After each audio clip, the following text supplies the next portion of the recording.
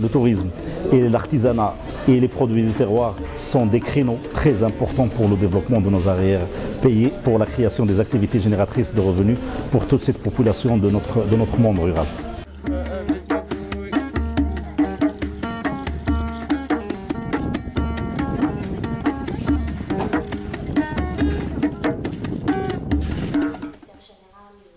On travaille sur des axes en relation avec le développement du tourisme rural, en partenariat avec des associations en France qui travaillent sur le développement durable, avec des tractis. On va travailler sur des actions qui toucheront plutôt la création de circuits touristiques, le montage de produits et aussi la qualification de l'offre, et aussi des hébergements touristiques. La région Souss Massa Draha a soutenu la création de 70 projets dans le territoire de la région. Ces 70 projets se sont mis en réseau, ils ont créé un réseau, le réseau de développement tourisme rural, que la région aussi finance. Cette association qui a été créée maintenant il y a 1 an et demi, qui vise le développement d'un tourisme rural, responsable, solidaire et participer aussi à un développement socio-économique de notre région. C'est une association qui a été soutenue au niveau international dans le cadre de la coopération entre le Conseil général des Airs et le Conseil général régional de Souss Massa Draha. Le réseau a identifié une possibilité de développer un tourisme complémentaire au balnéaire, qui est celui de tourisme rural, de l'intérieur, qui valorise les ressources, d'autres ressources que le simple balnéaire. Pour valoriser cette ressource-là, il y a un point d'appui qui semble essentiel, qui est ce parc, plus de 30 ans qu'il est un parc national, et qu'il attire évidemment une clientèle qui a envie de découvrir les ressources naturelles du territoire et qui pourrait prolonger cette découverte dans les zones rurales proches.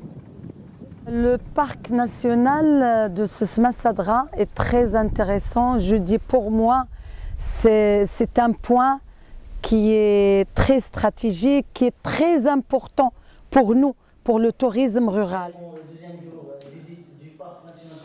Je passe avec le groupe de Tétractis qui donne l'appui pour le réseau, pour étudier les circuits qu'on peut organisé avec d'autres porteurs de projets.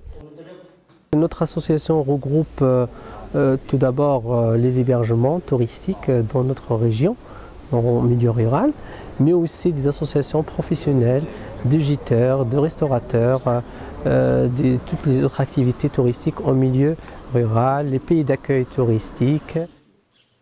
J'ai une structure hôtelière avec une école de surf et un club de pêche. Je suis membre du réseau depuis la création.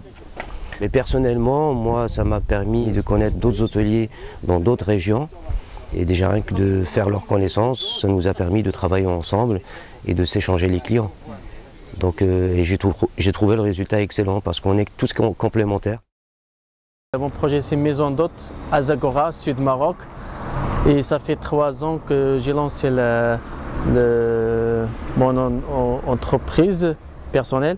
J'ai bénéficié d'une subvention de la région de Souss Massa Draha, que je trouve que c'est une bonne occasion pour moi pour bénéficier des formations, parce qu'on a besoin de formation au niveau de la gestion, au niveau de la comptabilité, au niveau d'accueil, d'hygiène.